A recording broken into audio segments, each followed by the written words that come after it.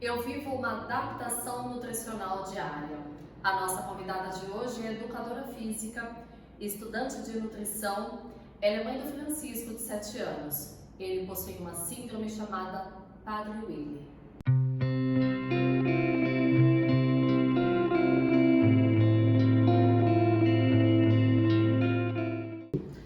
Carol Matoso, seja muito bem-vinda e obrigada por aceitar nosso convite. Imagina, é um prazer estar aqui podendo falar sobre a síndrome de Prader-Willi, que é o que a gente mais quer, né? Que as pessoas nos conheçam. Carol, eu gostaria que então que você iniciasse esse nosso bate-papo falando para quem está nos assistindo o que é essa síndrome. Com certeza. Eu fiz até uma colinha aqui. Fica à vontade. Porque eu não gosto de perder nenhum detalhe, porque cada detalhe importa para que a gente tenha um diagnóstico, né? Hoje, no Brasil, a gente tem uma média de idade de 4 anos para o diagnóstico, que é muito tardio, né? Porque quanto mais cedo se começa um tratamento, melhor é o prognóstico dessa criança, né? Então, a síndrome de Prader-Willi é um distúrbio genético raro que acomete o cromossomo 15 paterno, né? E aí, essa alteração genética, ela acomete na literatura, fala assim, 10 mil a 30 mil nascidos, né? E vivos. E é uma anormalidade, né? Uma alteração endocrinológica e que afeta o hipotálamo, afeta a hipófise, distúrbios físicos e comportamentais, né?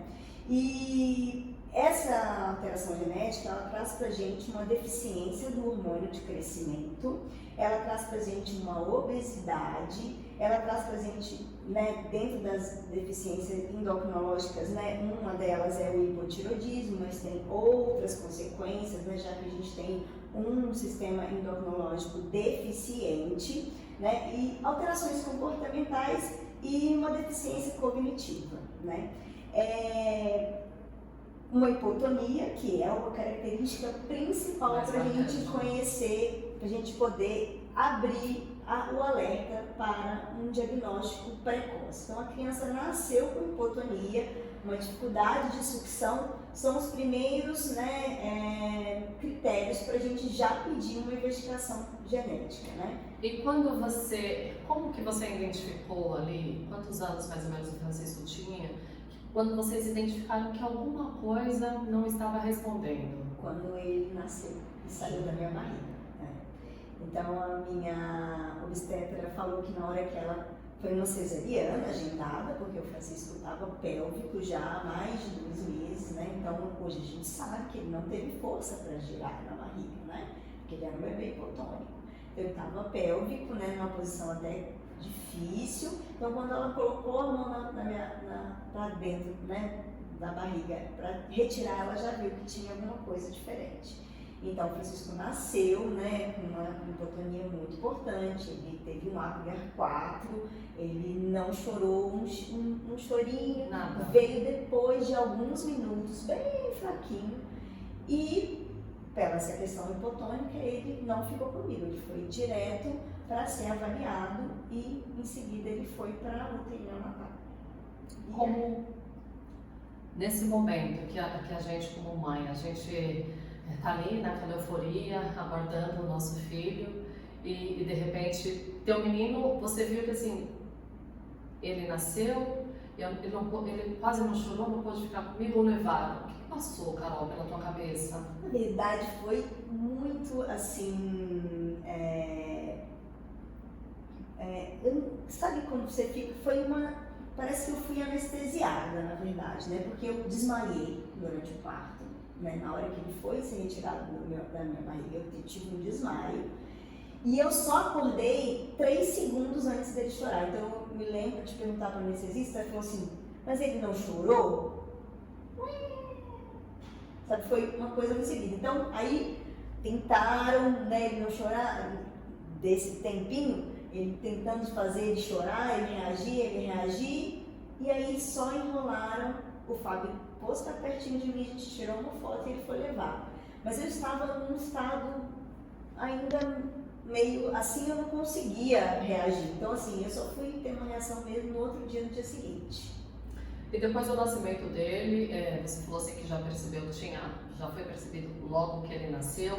Como que foi os próximos passos? Começou-se uma investigação logo no dia seguinte, né? Então existiam-se várias hipóteses, né? E começou-se uma investigação, uma ressonância magnética para ver se era uma paralisia cerebral, uma investigação para ver se era uma distrofia muscular. Então começou-se a fazer vários exames e todos vinham negativos, né? Até que a médica que o recebeu na UTI neonatal falou assim: eu tenho uma suspeita, eu gostaria muito de trazer uma médica especialista para essa suspeita, que era a síndrome de Prader-Willi, para poder fazer uma avaliação clínica. E aí, mediante essa avaliação, a gente fez o pedido específico para o cromossomo 15, que é o teste de metilação do cromossomo 15. E aí, esse resultado, que ainda era muito difícil de encontrar quem fizesse ainda, né? Isso tem menos 7 anos, né? Demorou 28 dias para receber o resultado. A gente já estava em casa e aí 28 dias depois veio o resultado positivo.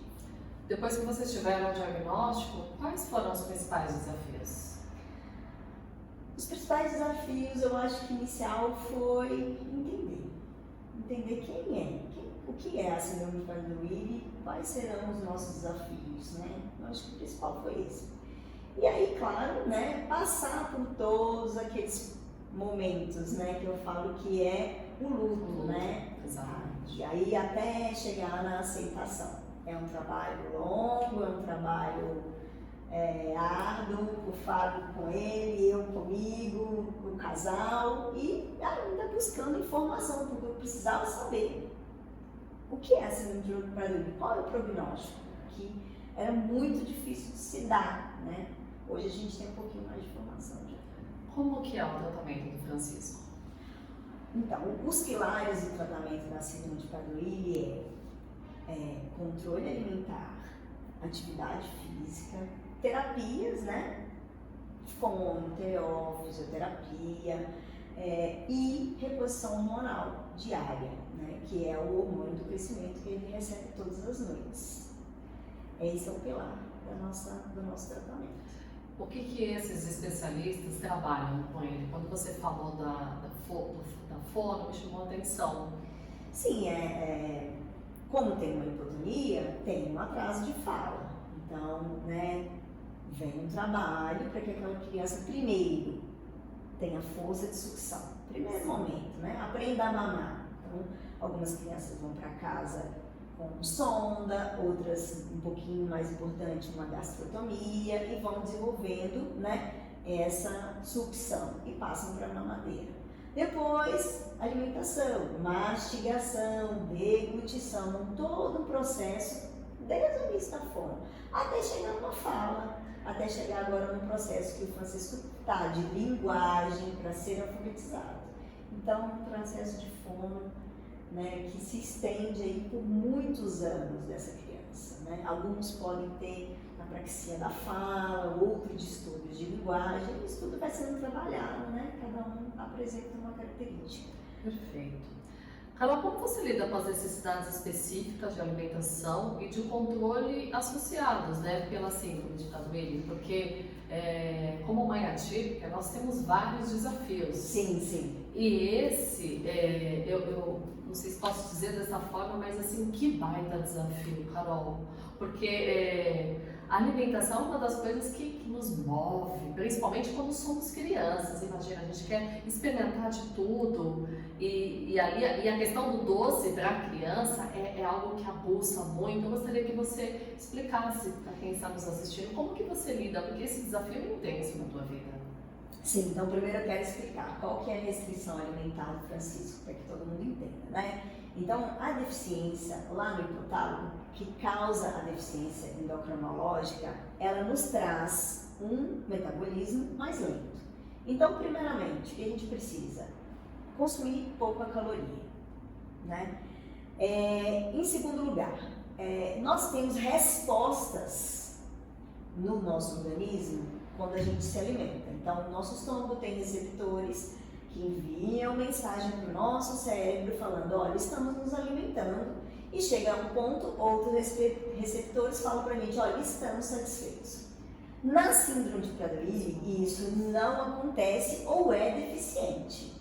Então, além da gente controlar, né, o volume calórico que essa criança ingere, a gente também tem que controlar e tentar entender como que vai funcionar em cada criança esse sistema.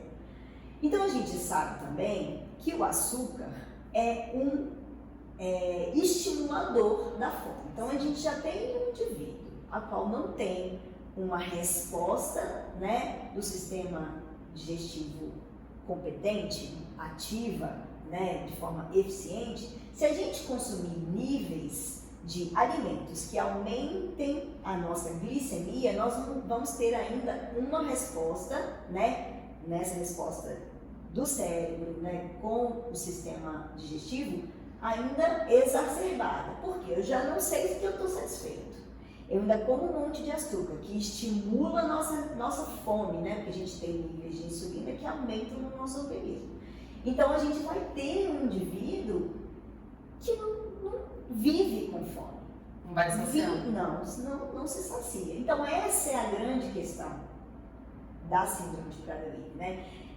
Inclusive, essas questões geram também problemas comportamentais. Você imagina uma pessoa que tem fome o tempo inteiro, ela vai ser irritada, ela vai buscar por comida a qualquer preço. Então, assim, geram muitas questões. Então, o que a gente faz, né, na síndrome de Prader-Willi? A gente tem um consumo de açúcar. Eu gosto de usar essa palavra porque eu acho que ela é válida, proibido. É proibido consumir açúcar. O cérebro da criança, né, do indivíduo com Prader-Willi, recebe esse açúcar de maneira diferente, né? Ele recebe potencializado mesmo. É como se fosse uma droga ilícita, né? Então, é proibido. Não se come açúcar. Não se consome nenhum tipo de açúcar, nem derivado, nem adoçante, nem mel, nem suco de fruta, porque tem alto... Isso me chamou a atenção também, sim, principalmente acompanhando o seu trabalho pelo Instagram. E eu vi que você cita, né, que não se pode consumir o suco da fruta, sim, porque tem muita frutose. Isso, na hora que você processa. Eu gostaria que você falasse até um pouco sobre isso, tá bom? Isso, na hora que você processa uma fruta, você destrói as fibras, que é uma das partes mais importantes, né, do alimento, desse sim, alimento. E ele é uma das coisas que tem na fruta, né, principal, que ajuda com que na hora que você faça o consumo dessa fruta, você não libere tanta glicose no seu organismo, né? Então, na hora que você tira essas fibras, o suco entrar no seu organismo e já ser absorvido muito rápido. Então, isso aumenta a glicemia. Criança, indivíduos com a síndrome de Prader-Willi não podem ter alterações glicêmicas importantes. Ele precisa manter uma glicemia estável para que ele não tenha essa fome desesperadora, né? Então, o consumo de fruta, de açúcar, de derivados no geral são proibidos, né? O consumo de carboidrato é também controlado. Por quê? Porque o carboidrato vira açúcar no sangue. Exatamente. Então, é uma dieta low carb, né? 2 porções de fruta, 2 porções pequenas de fruta por dia é o recomendado, e pequenas porções de carboidratos complexos, né, um arroz integral, um tubérculo, né, uma aveia, né, o mais natural possível, de preferência não farinha de aveia, porque ela já está processada, enfim, esse é o consumo. E rico, qual que é a base da nossa pirâmide? Legumes, verduras, né? Depois, um pouquinho de proteínas, que causam saciedade também, né? Precisamos de proteína para construir músculos, temos crianças hipotônicas, precisamos de músculo, de proteína para construir esses músculos. E é isso, uma dieta que todos nós deveríamos ter. Eu estou aqui te ouvindo e aqui imaginando, porque assim, acompanhando o seu trabalho, eu vi que tudo que você faz aguça muito. É tudo muito bonito de ver e provavelmente muito prazeroso para comer. Me chamou esses dias a atenção uma receita que você fez de panqueca de cenoura. Sim, e simples. Simples. Né? Super Cenoura fácil e de ovo, fazer. temperinho, e que vai numa lancheira de uma criança, né, um café da manhã, no lanchinho da tarde, e que são alimentos, né, que a gente vai se adaptando para trazer a nossa realidade. Ah, Francisco nunca vai comer uma panqueca porque é feito com farinha de trigo? Não. A gente tem vários tipos de panquecas aí que a gente pode fazer, né? Você utiliza, por exemplo, a aveia integral nessa receita? Sim, a gente farinha de aveia não, mas então, a a aveia gente integral, gosta sim. mais do farelo. Do farelo. O farelo Tem uma diferença? Tem diferença, de acordo com, né, a aveia em grãos, flocos, então tem uma diferença entre elas. Umas têm mais proteína, outras têm mais carboidrato, né, que disponibiliza mais carboidrato. Então, assim, o farelo hoje é o que é, entre as aveias, o melhor para a gente fazer receitinhas, né? Mais do que a farinha, que o flocos, né? Carol, agora eu gostaria que você falasse um pouco pra gente como que a Carol mãe lida com os desafios. A gente tem filho, uma coisa é você controlar o seu ambiente dentro de casa, você controlar aquilo que você oferece ao seu filho. E agora eu gostaria que você falasse como que você controla o ambiente externo, onde o Francisco vai à escola, tem os amigos, eles levam lanches diferentes, tem as festas de aniversário, que eu presumo que devam ser muito desafiadoras. Eu gostaria que você falasse um pouco pra gente. Bom, para responder essa pergunta, eu preciso voltar lá atrás, né? Assim, quando o Francisco recebeu o diagnóstico, e a gente começou a buscar todas as informações e entender quem era a síndrome de Prader-Willi, eu brinco que eu dei a mão para a síndrome de Prader-Willi e ela virou meu pai, né? Então, assim, como que eu tenho que fazer para ela funcionar? Então, o que eu tenho para fazer para ela funcionar, para ela andar junto comigo sem a gente ter um conflito? Primeira coisa, eu tenho que mudar os meus hábitos, porque ela está aqui comigo. Sim. Se eu fizer alguma coisa que prejudica ela, ela vai se distanciar de mim. Então, eu comecei a buscar informação e entender primeiro o que eu tenho que mudar em mim, porque eu estou aqui com o bebê, né? Ainda não come, ainda não tem, né, a questão social, né? Estou seguro. Eu preciso mudar em mim, para que eu possa ser uma pessoa que seja um exemplo, porque nós somos exemplos, para o meu filho, e que ele consiga lidar com isso, entendendo por onde a gente vai caminhar, né? Então eu comecei a mudar os meus hábitos. E aí, aos 6 meses, o Francisco começou a ter uma introdução alimentar. E já nessa introdução alimentar, eu comecei a ensinar para ele qual era a alimentação da síndrome de Prader-Willi. A Carol muito pequena para entender, não. Francisco, isso aqui é batata é ótimo. Francisco, isso aqui é abobrinha. Francisco, isso aqui é cenoura. E fui ensinando. Não ofereci para o Francisco nenhum tipo de alimento que ele não podia comer. Teve uns até que ele podia, por exemplo, arroz. Que eu fui oferecer lá na frente. Por quê? Porque eu queria que o meu filho gostasse dos tubérculos, que seriam os carboidratos bons para ele. Então eu fui desde o início já introduzindo uma alimentação que fosse adequada, que seria o que ele poderia fazer. Aí, a partir do momento que ele foi tomando conhecimento do entorno, que foi mais ou menos por volta dos 2 anos e meio, que ele começou a perceber, por exemplo, o que eu comia. Na verdade, não, percebeu que o que eu comia foi antes, tanto é que eu tive que mudar a alimentação da nossa casa. A nossa casa não entra nada que o Francisco não possa, né? Então aí ele começou a se interessar mais e observar e querer o que eu quero, o que você está comendo, mamãe? Aí comecei a colocar os limites. Francisco, esse é o seu, porque ele não pode comer além do que está ali no pratinho dele. Francisco, esse é o seu, esse é o meu. E fomos, Patrícia, construindo, primeiro dentro de casa, essa relação com o alimento. Começa dentro de casa. E na hora que isso extravasou para os outros ambientes, né?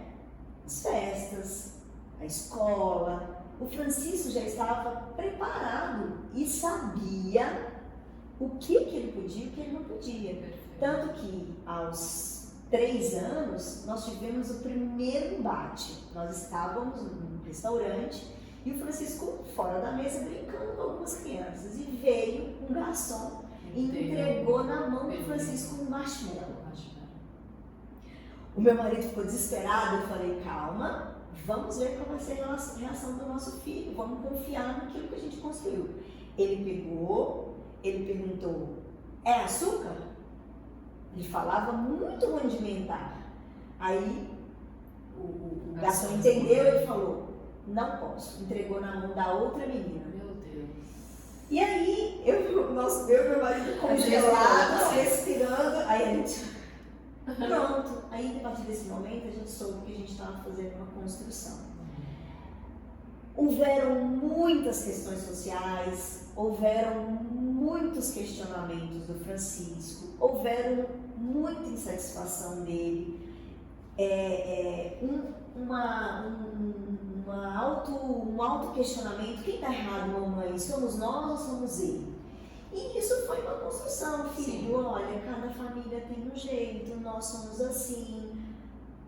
Aí, introduzindo sempre a síndrome de Prader-Willi, nos faz ter uma alimentação assim. O que acontece? Hoje eu já estou trabalhando assim. O que acontece se a gente comer isso, excesso de carboidrato? Mamãe, a minha barriguinha não fica legal, eu tenho dor de cabeça, eu tenho mais fome do que eu poderia ter, eu tenho mais vontade de comer carboidrato. Então, assim, aos poucos, cada etapa, né, eu fui colocando um detalhe para o Francisco.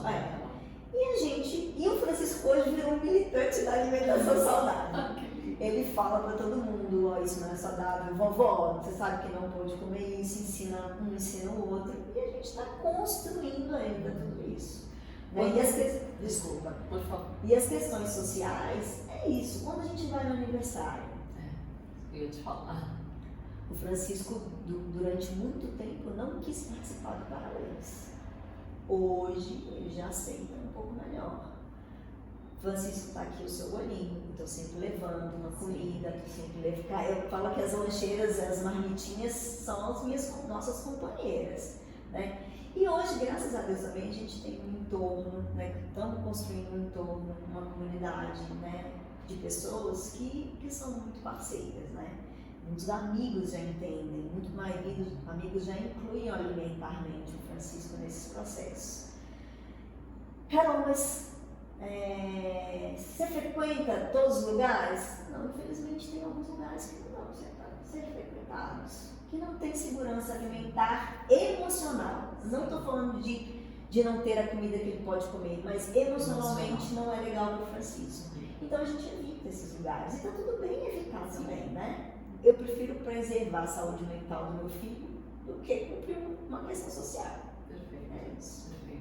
Carol, quando você fala assim que ele tem essa noção, mãe, se eu comer a minha barriguinha cresce, a minha cabeça dói, dentro da síndrome, existe mais algum, como que eu posso falar, o que mais causa, além da, assim, a barriguinha, ela cresce, a cabeça dói, ativa a vontade de comer açúcar, mas tem algum outro sintoma? O sintoma assim, ingerir um carboidrato? Exatamente. Não tem assim, não tem uma coisa que eu passo mal na hora, não. O que é um caminho, né? Se você vai oferecendo carboidrato, oferecendo açúcar, vira um caminho sem volta. A criança ganha peso muito rápido, né? Muito rápido. Tanto é que a obesidade, por volta dos 4 anos, se a família não está cuidando, a criança já está obesa. E é uma obesidade importante, né? Nós já vi muitos casos de crianças com 7, 8 anos com pesos, com percentis de peso muito acima dos 100%, né? Então, assim, tem que fazer uma construção, porque na hora que você temos uma criança acima do peso, com uma deficiência endocrinológica, qual é o esforço que eu vou ter que fazer para trazer essa criança de volta para um peso e para uma condição fisiológica, né, saudável? É complicado. Você diminui a comida, você faz tudo e esse peso não reduz. Então fica um organismo difícil de trabalhar. Não é impossível, mas fica mais difícil de trazer, né? Aí vem, com a obesidade, vem triglicérides, glicemia, vem tudo, todas as comunidades que a gente sabe que a obesidade nos traz, né? Como que você oferece o doce para o teu filho? Que você faz várias receitas e a criança, quem não gosta do brigadeiro, quem não gosta daquela cocadinha cremosa, daquele bolo, como que é feito? Eles são feitos de maneira que vocês possam comer, adoçado com frutas, né? Usando ingredientes, por exemplo, cacau 100%, tudo ausente de açúcar. E o paladar desses alimentos também não é muito doce. Por exemplo, pessoas que estão acostumadas, né, eu sempre aviso lá em casa, quem é a pessoa formiguinha, ela vai comer a primeira vez aquele bolo, aquele preparo que eu estou fazendo, ela vai achar extremamente ruim, porque ela tá... O cérebro dela fala assim, um bolo de banana? Então, peraí, o bolo de banana, ela vai remeter aquele açúcar, mas não tem. Então, o paladar daqueles alimentos são muito suaves com sabor doce, né? Os estudos já comprovaram que só de cheirar o doce já ativa o hipotálamo dessas crianças para aguçar essa fome. Então, assim, é muito sensível, né? Então, na hora que você come, você imagina, o comer, que você ainda tem o paladar e tem o olfato junto. Então, aquilo, né, os receptores lá na língua, com sabor doce, mas o cheiro doce, aquilo traz muito forte, muito forte. Tem alguma medicação, Carol? Então, muitas medicações estão em testes, né? Então, assim, nós temos um futuro promissor, né? Então, assim, temos algumas que já estão, assim, muito fase 3 já de trials, né? Então a gente está acompanhando medicações para hiperfagia, para distúrbios do sono, que eles também têm distúrbios do sono,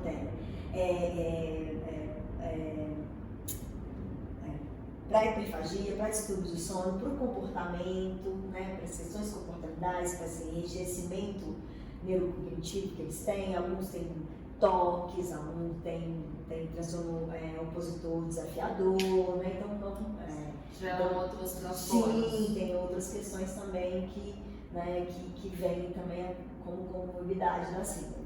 Mas assim, nada ainda, né, sendo testados, então precisa ser aprovados fora do Brasil para, né, o FDA aprovar, depois a Anvisa trazer. Então são coisas que a longo prazo estarão aí. Então a gente não pode ficar esperando isso não. Você falou do FDA, é um órgão de um outro país, isso. É como se fosse a indústria farmacêutica daqui. Isso, o controle, né, das medicações, como se fosse, né, o órgão que controla, né, a aprovação dos medicamentos no Brasil. Então somos esse FDA é o órgão que aprova as medicações nos Estados Unidos.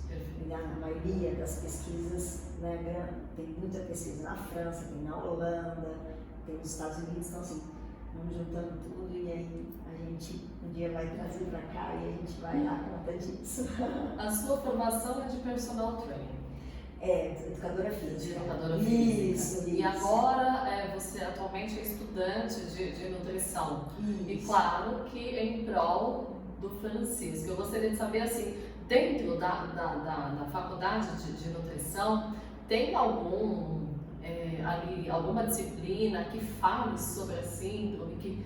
Porque, gente, eu imagino que assim, na minha cabeça seria algo imprescindível, porque fala de uma questão nutricional muito importante que afeta de forma bem intensa a vida de uma criança. Sim, a síndrome de Prader-Willi hoje é caracterizada como a síndrome genética que causa mais obesidade, né? Hoje, quando se fala de obesidade na primeira infância, a suspeita maior é a síndrome de Prader-Willi, ou seja, porcentagem grande de crianças, né, que tem mais associada a algumas coisas, né? Então, assim, eu acho que deveria ser falado, mas não se fala, nem na faculdade de medicina.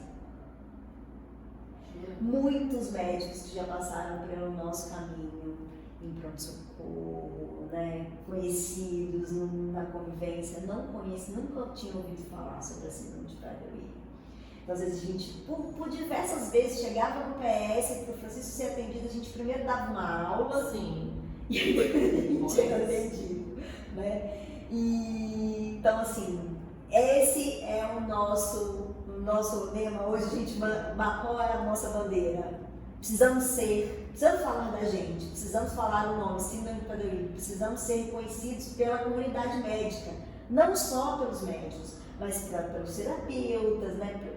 Por todo mundo. Por quê? Pode chegar uma criança aqui, ó, na clínica, por exemplo, com uma hipotonia, sem diagnóstico, mas se eu conheço, eu falo, olha, tem um atraso de desenvolvimento global, tem uma hipotonia importante, tem uma escoliose, que é uma das comorbidades, por exemplo, tem um estrabismo. Então você vai juntando aqueles bloquinhos e fala, olha, vamos procurar ajuda, você dá um toque naquela família, você busca um conhecimento. Então, assim, queremos que todo mundo conheça esse nome e que, de alguma forma, venha, faz uma pesquisada ali e fica com aquilo ali na cabeça, né? Carol, agora você me falou uma coisa que me chamou muito a atenção quando você fala assim da comunidade médica. E primeiro você dá uma aula para depois ele ser atendido. Como tratar o Francisco, sendo que a maioria dos remédios tem açúcar, uma quantidade de açúcar absurda? Desse nível a gente não consegue fugir. Por exemplo, os antibióticos têm açúcar. Bom, mas, né, a gente deixa o açúcar para os antibióticos, né, para os medicamentos, sim, mas a questão maior nos atendimentos são os medicamentos mesmo, né? Então, como a gente tem uma deficiência central, né, no nosso organismo, então assim, ele não pode tomar, por exemplo, as doses de analgésicos é reduzida, porque pode ser dado. Quando vai fazer uma cirurgia, precisa de uma terapia com corticoide antes, durante, depois, né, para não ter, por exemplo, quando o Francisco, contei lá atrás, que o Francisco fez uma ressonância magnética na neonatal, nós não tínhamos diagnóstico. O Francisco demorou um monte para voltar da anestesia, muito. Então, tomou uma anestesia para fazer a ressonância e não voltava. E eu me lembro perfeitamente de chegar, né, a sala ficou fechada, porque teve o procedimento todo de intubação, levou para a ressonância, voltou. Quando eu voltei para ver o Francisco, eu falei, ele está entubado ainda? Mas ele não voltou ainda da anestesia. Então ele ficou um tempão entubado, coisa que não aconteceria com uma criança que não tivesse uma deficiência de metabolizar aquelas medicações, né? Então é mais no sentido disso, de não poder dar qualquer medicação, de medicações tem alguns outros efeitos potencializados, por exemplo, de precisar, por exemplo, uma infecção mais grave, precisa entrar com corticoide para que o organismo reaja, né? Então, enfim, algumas coisinhas assim que são importantes nesse tipo de atendimento. Hoje, 7 anos se passaram, vocês agora conseguem médicos especialistas que acompanham o Francisco? Sim, eu falo que a gente estava no lugar certo, na hora certa, quando o Francisco nasceu. Então, graças a Deus, a gente saiu, né, a gente recebeu o diagnóstico junto com um médico de suporte. Hoje a gente tem aqui em São Paulo, né, as duas maiores especialistas, né, na Síndrome de Prader-Willi, que é a doutora Curiti e a doutora Carolina Passoni, que são as duas que comandam lá no HC, no Instituto da Criança, né, o laboratório da Síndrome de Prader-Willi, né, que recebe crianças, né, do estado de São Paulo todo. Então, é um todo mais ou menos umas 150 crianças que fazem esse acompanhamento lá. Muitas crianças, né, fazem acompanhamento fora, no consultório, o Francisco não passa pelo HC, passa pelo consultório, né?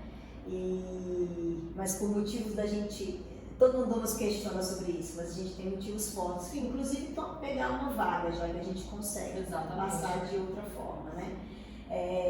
Então a gente teve esse suporte, a gente, e olha, Patrícia, a gente sempre está recebendo essas pessoas na nossa vida, né? A gente está sempre, vem uma questão, vem um desafio, a gente busca e aparece a pessoa certa, aparece o médico certo, aparece o terapeuta certa, aparece a escola certa, a professora certa, sabe? Então assim, a gente sempre está sendo conduzido, né? E um dos motivos da gente ter essa informação desde lá do início, que eu falo, eu consegui buscar, eu tive a competência de buscar essa informação, eu tenho essa facilidade, por que não compartilhar? Com certeza. Por que não dar para essas pessoas o que elas não têm, o que elas têm dificuldade de adquirir? Então, vem no Instagram. Carol, para a gente terminar essa entrevista tão rica, tão importante para quem está nos acompanhando, eu gostaria que você deixasse uma mensagem para as mães que estão nos assistindo, que até hoje lutam em prol de uma alimentação melhor, e a gente sabe que no Brasil, que não é um Brasil para todos, poucas pessoas têm a oportunidade de oferecer uma alimentação adequada, de qualidade para os seus filhos, e ainda mais com uma síndrome tão delicada. Eu gostaria que você deixasse um recado. O meu recado não desistam. Imagina desistir dessa busca, né? E não comparem os seus filhos uns com os outros. Tire os industrializados da sua casa. Isso já vai ajudar muito. Tire, ofereça comida de verdade. Corram atrás, mesmo quem está pelo SUS, corram atrás, não deixem o sistema vencer vocês, corram atrás das terapias. E por último, eu tenho um lema. Eu tenho um lema que eu gosto muito de falar. Eu falo que diagnóstico não é destino e prognóstico não é sentença. Então, receba um diagnóstico, não olhe lá na frente como destino do seu filho. Tem um caminho muito grande, muitas curvas que você pode ir direcionando. Na hora que você recebe um prognóstico ao seu filho, o seu peso, seu filho vai ter questões de comportamento, não pegue isso para você. Isso não é uma sentença. Você consegue mudar, né? Fatores genéticos são imensamente manipulados pelo ambiente ao qual vivemos, né? Então a gente consegue modular isso com o que a gente oferece para os nossos filhos. Então ofereça o melhor, né? Com todo o amor que você tem, dê a mão para a síndrome, carregue ela com você e faça aquilo com que ela fique em paz ao seu lado, né? Para que você não tenha maiores dificuldades, né? Lá na frente. É isso. Carol, muito obrigada pela sua participação, obrigada pelo seu tempo, parabéns pelo trabalho que você faz. Obrigada. Na internet, ajudando tantas famílias com receitas tão simples que a gente, nossa, como que eu vou administrar, como que eu vou oferecer alimentos adequados para o meu filho, mas coisas tão simples que fazem a diferença na vida de muitos. Então, obrigada pelo seu tempo. Não só para síndrome de Prader-Willi, mas todo mundo, né? Eu que agradeço a oportunidade de estar aqui, de poder falar o nome síndrome de Prader-Willi, e que quem está nos ouvindo, nos assistindo, pegue essa palavra, pesquise ela e leve para outras pessoas, leve para aquelas pessoas da área da saúde, né, ao qual está ali no seu convívio social. Fale da gente, a gente precisa que as pessoas nos conheçam. Obrigada. Obrigada a você. Na próxima semana eu volto com mais um episódio de Mães Atípicas Somos Muitas. Muito obrigada.